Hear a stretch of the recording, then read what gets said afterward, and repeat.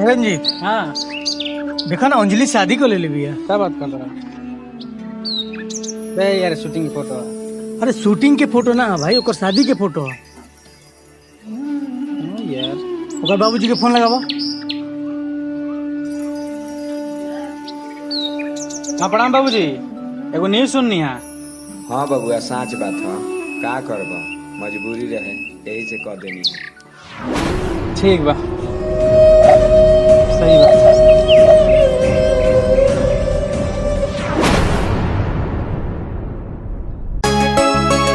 नदी के चाहत में समंदर को छोड़ बैठी, कितना अनमोल रिश्ता था हमारा, एक पल में तोड़ बैठी।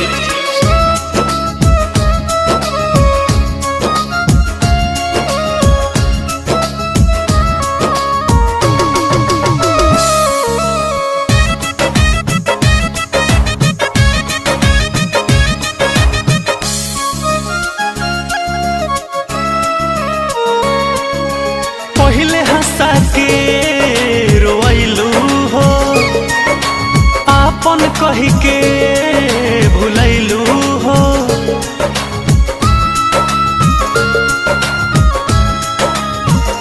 हाँ, पहले हंसा के रोइलू हो, आपन कही के भुलैलू हो। जब दिल से गईनी हार हो, ठुकरैलू हमर प्यार हो, दूर दिल नाता अरमान। कहे याद आवे दोसर के ले लू अपन मान, तो वो याद आवे जान।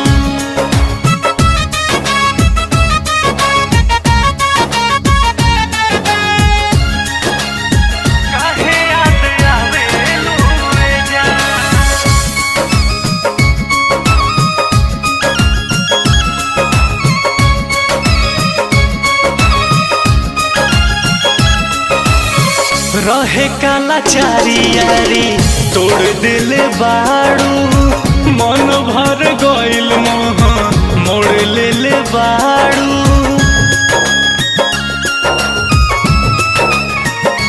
हाँ, रहे काला चारी यारी तोड़ दिल बाड़ू, मन भर गइल मोह मोड़ ले बाड़ू।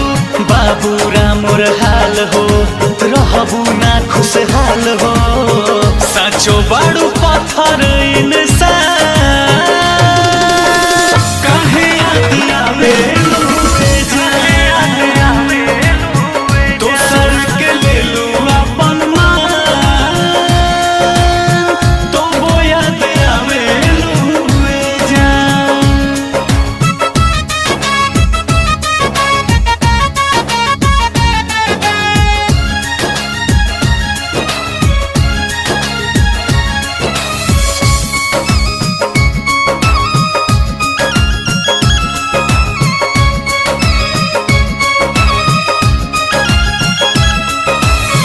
कैले रहुआ दा कबो छोड़ के ना जाइबू, जब खिसियाइब हम तब तू मनाइबू।